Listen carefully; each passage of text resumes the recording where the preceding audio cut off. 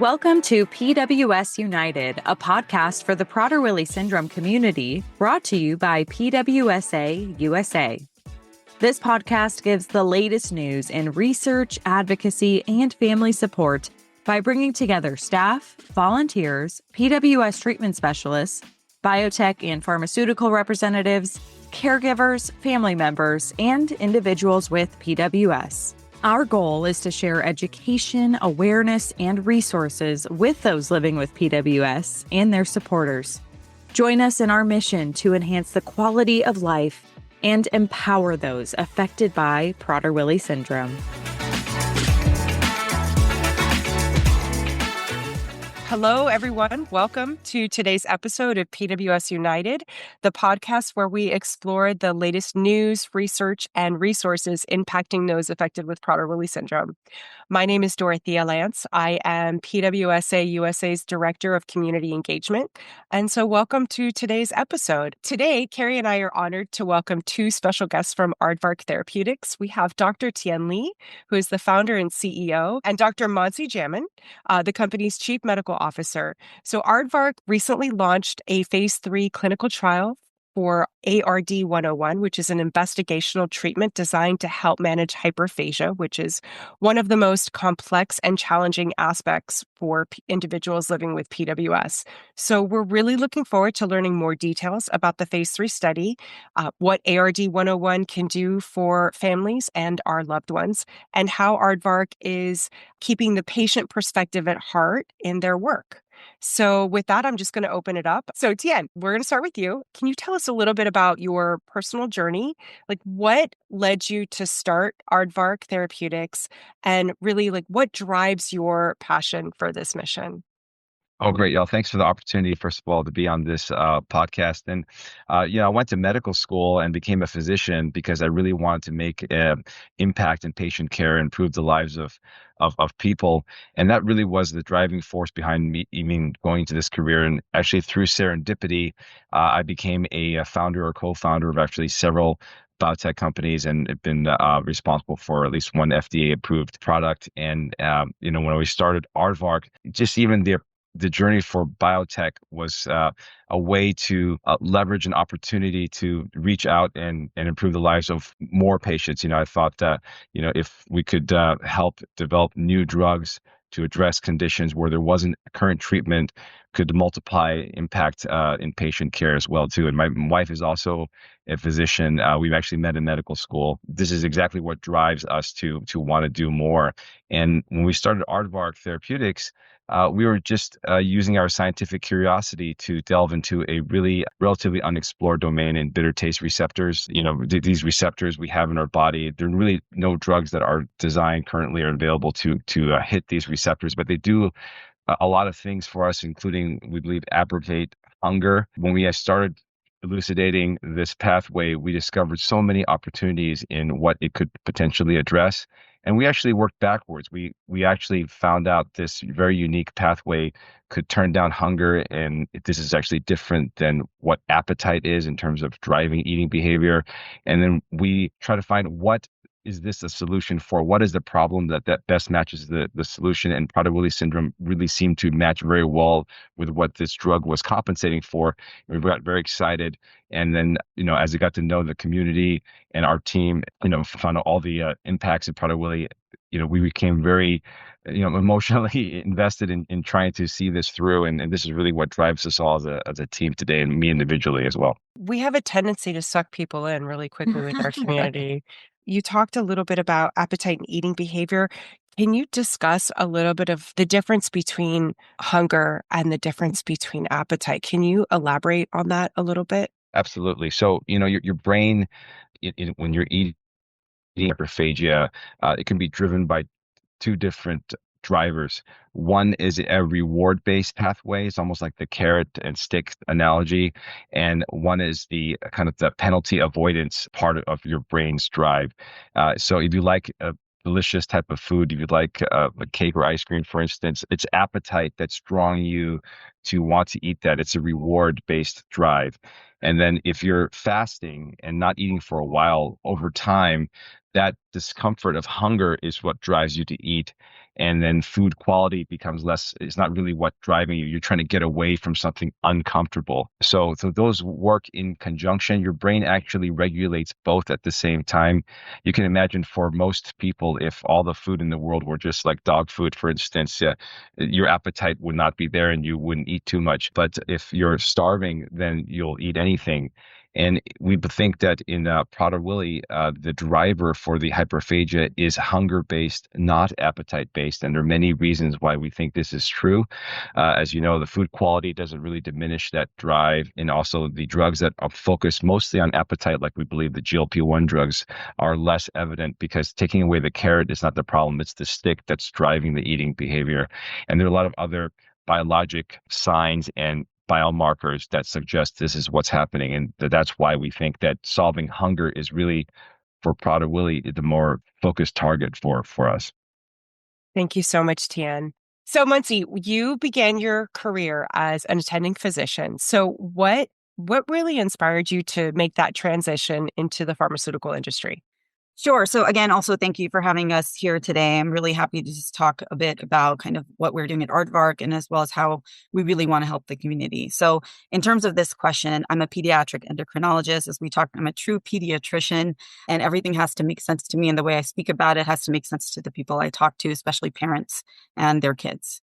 And I started out as an attending physician because I loved taking care of patients. That one-on-one connection and being able to directly make a difference in someone's life was very important to me. But over time, I found myself wanting to do more for them, especially when it came down to what I was seeing in terms of limitations for their treatment options that they actually had. And I realized that if I could be part of developing better therapies, I could actually bring more back to the patients I was seeing. And that's what really drew me to industry, the chance to work upstream, help shape the science, and hopefully make a broader impact for patients like the ones I cared for every day, especially patients with Prader-Willi syndrome. That makes so much sense. Well, I can tell you as a parent that we are grateful to have people like you and Tien working in industry to help our kids. So how do you think your patient-centered approach has influenced your role as Chief Medical Officer at Aardvark? Well, it's a great question. And it's also really at the core of everything I do. And it's my North Star. So as Chief Medical Officer, I still see everything and every decision that we make through the lens of a patient. I'm always asking these questions. How does this impact this person's life? How are we treating them? Is this something that would make a difference to the patients I've cared for so far? And that mindset really influences how all of us think about the clinical trials, how we design it, what endpoints we prioritize, how we think about the access, and even how we communicate the data eventually. And especially here at Aardvark, our work is really focused on conditions with significant unmet need, like Prader-Willi syndrome. And that mission really aligns perfectly with my drive to bring better options to patients who don't have enough of them. And in so many ways, I've carried my clinical experience with me. It just looks a little different now. I love that. We obviously want to know more about the phase 3 clinical trial for ARD-101. So let's get into that a little bit. Our first question here is, can you give us a high-level overview of how this investigational therapy works and what makes it unique? Oh, great. If you don't mind, I can get started on this. So ARD-101 is a very unique drug. You take it by mouth, and it actually has a unique property in that about 99% of the drug stays in your gut. So it doesn't really have a very broad systemic exposure. Now, normally that's not a feature of a drug that you think is a good thing. And frankly, neither did we at the beginning until we understood how the drug was working. It actually is activating gut-brain signaling. So it works not despite the fact that it stays in your gut, but because it stays in your gut. And what it's doing, it's invoking this pathway that's related to another satiety hormone called CCK. So our drug is a bitter taste receptor agonist. It induces this release of CCK. That CCK is locally released around the gut, and that's important because it restricts the off-target effects of the drug. And that, in turn, generates this gut-brain signal, which basically sends a signal to your brainstem to not be hungry anymore. Now, the important part about this is that this gut-brain CCK pathway is actually important for other things as well, too. And this is one of the reasons why we had such enthusiasm to go after the treatment of Prader-Willi syndrome, because this gut-brain CCK is also associated with decreasing anxiety, improving lean body mass, and also regulating gut transit. So some of the other important clinical features of Prader-Willi syndrome, we believe may be tied to a deficiency of this gut-brain signal, which we're enhancing. So we think we have a very high chance of showing benefit for anxiety, lean body mass, and also regulating this gut transit as well, too. So beyond just the hyperphagia, we think that the pathway that we're approaching is very relevant for Prader-Willi. That's amazing that it can help with so many things, not just hyperphagia. So that's wonderful. And obviously, for those listening, for those of us here right now, family and caregivers in the PWS community, managing symptoms like hyperphagia is, of course, a daily challenge. So how do you see ARD-101 potentially transforming care for individuals with PWS? As someone who's actually taking care of patients and families facing PWS and living with PWS, I really understand how all-consuming these symptoms can be, like hyperphagia. And it's not just for the individual with PWS, but for the entire family. And it's not just about hunger. It's about their safety, their independence, and their overall quality of life. And so what really excites me about ARD-101 is that it targets this core symptom in such a novel way. And we're really excited about the data that we've seen so far. And we hope that we continue to see that as we progress in our clinical trials to potentially shift the way we manage hyperphagia. And it's not just by reducing these hunger signals, but really hopefully giving families a little bit more room to breathe. And that's what's impactful and the kind of impact that's really important for us as a company and for the community that we serve. Absolutely. And I think, Dorothea, as a parent, you can probably echo that 100%. To the umpteenth degree. Right. It's interesting because when hyperphagia starts to rear its ugly head, I remember when Hunter was younger, and Hunter is my son, who you all know. But for those of you who are listening, I have a 7-year-old son who will be turning 8 in July, who's living with PWS, and somewhere right before his 7th birthday, and this isn't the same for everyone, it's different for everyone with PWS, we started to notice hyperphagic tendencies and just kind of grow. And there was just certain things that started to happen around the house and what he was dealing with. And so when physicians tell you, when you see hyperphagia, you'll know, it's the truth. When you see it, you know. And when it starts to truly disrupt every day of your life and dictate how you are going to function as a family unit, whether that's inside or outside the household, it really does take over everything that you're doing. So being able to have an intervention like ARD that would be able to regulate that and give us a better quality of life as a family would be just incredible. And we're grateful for the collaboration, and it is a true collaboration. And, I always say this, and I think you've heard me say this many times, is that it's just an idea on paper, but we can't do this without this community, without the patients, their families, the advocates, and the investigators and their team. Again, it's an idea on paper without this very important other piece, which is the community. Absolutely. And on that note, how can people start participating in phase 3? What is the first steps that they might be able to take here? I think it's kind of to step back and understand how we look at phase 3 and why it's in all of our clinical trials, really. And it's an important question. So, and I've said this again, it's first and foremost, all these participants and their caregivers are expected to be treated as true partners in this process. Again, without them, we really couldn't do any of this. And in a phase 3 study like this, we're really building on the earlier data that we've had to look to confirm what both the safety and effectiveness is of ARD-101. And this study in general will involve regular visits. So those that participate in clinical trials, there are regular visits here, but we really took into consideration the burden of those visits as you have to travel to those sites and what that would look like. So we tried to limit that as much as possible. And at least half of our visits are televisits to allow for less travel time. But if you are traveling, we are supporting that as well. So we've included travel and lodging support for the entirety of the study. And one important key piece is that the burden of the visit itself can be immense, just having to maybe fast or labs. So we actually took out fasting. Given that we are treating hyperphagia, we want to make sure that we don't make any other other things surrounding the hyperphagia worse. So we're trying to remove anything that we can to improve that visit itself. So we limited that by removing fasting. What's really important to us is also really making the experience as supportive, as manageable as possible, both for the individuals and their caregivers. So we've implemented as much as possible to really improve that visit day and then to improve how it's handled throughout the study. I know the community will be so glad that you've really thought through a lot of those important points that will help them through this phase 3 trial. So that's wonderful. And are there currently trial sites open? And if there are, can you tell us what they are? And then are you planning to have more open down the road? Absolutely. Absolutely. We're very, very excited. It's a global clinical trial. So North America, Europe, and Asia Pacific. So what does that mean? It's in the US and Canada, in the UK, in Italy, Spain, Romania, France, South Korea, and Australia. All of these sites are currently available on clinicaltrials.gov. If you look up Aardvark there, all of our previous studies and all the current studies are listed, including our trial sites. And then we will have a clinical trial website that will be live soon. And that will be another place to go to look at kind of very specific things about the trial itself. And I think it's important to just let our listeners know that as trial sites become available, we, PWSA USA, will be pushing that out through our social media posts. We will be pushing that out into our private Facebook groups. It'll be included in our Pulse newsletter that we send out every other week. And of course, if you wanted to reach out to us and see if there were additional sites, we always have people available on the phone to answer any of those questions. We are really excited.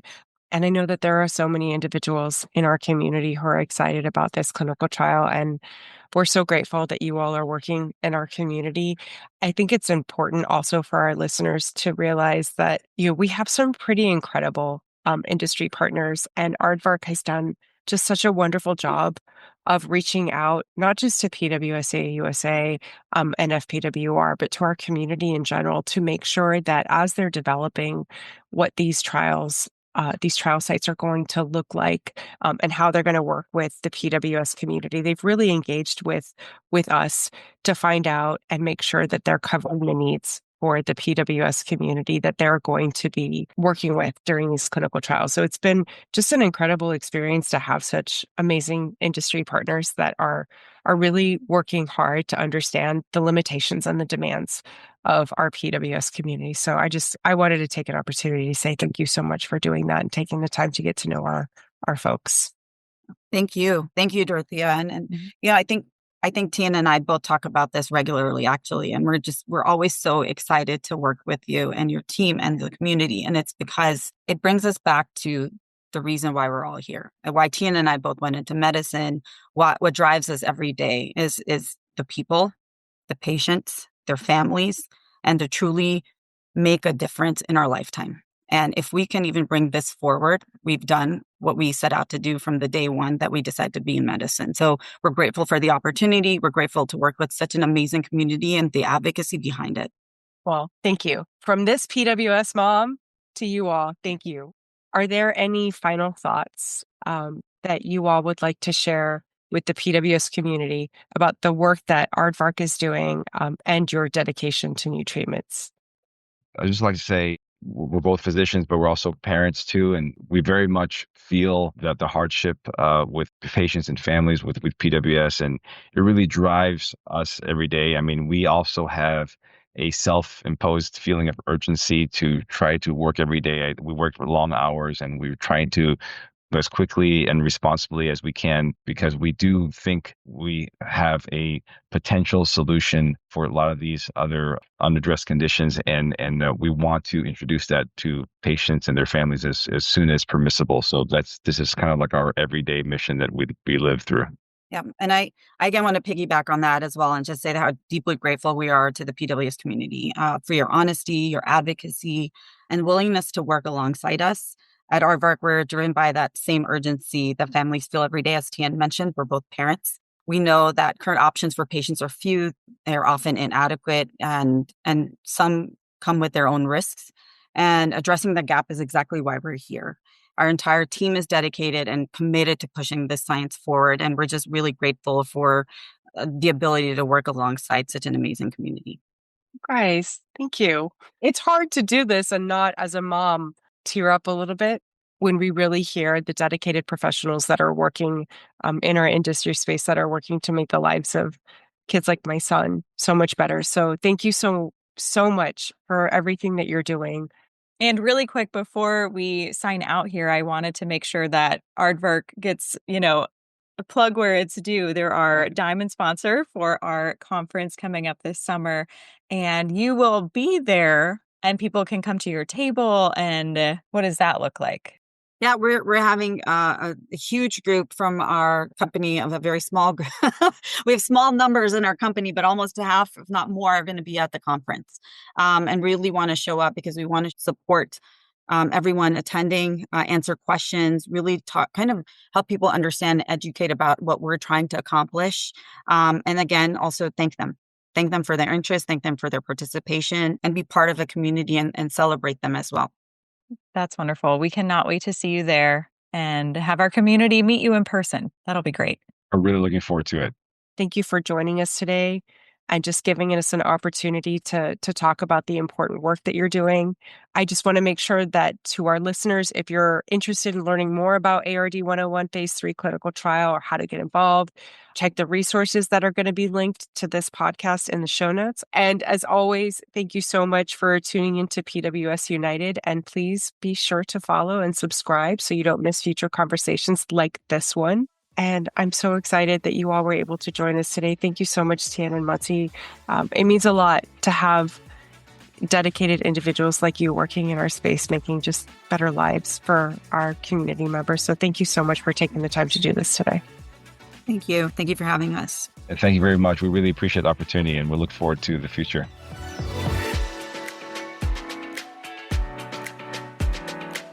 Thank you for listening to this episode of PWS United. If you want to learn more about Prader-Willi syndrome and how PWSA USA is making strides in advocacy, family support, and research, visit www.pwsausa.org. And while you're there, we encourage you to sign up for our Pulse email newsletter to stay informed about the latest news, resources, and events. Don't forget to subscribe to the PWS United podcast so you never miss an episode. Our team is always available to support families and their loved ones living with PWS 24 hours a day, 365 days a year. You can call us at 941-312-0400 or email info@pwsausa.org. Catch a new episode next Tuesday, and until then, have a great week.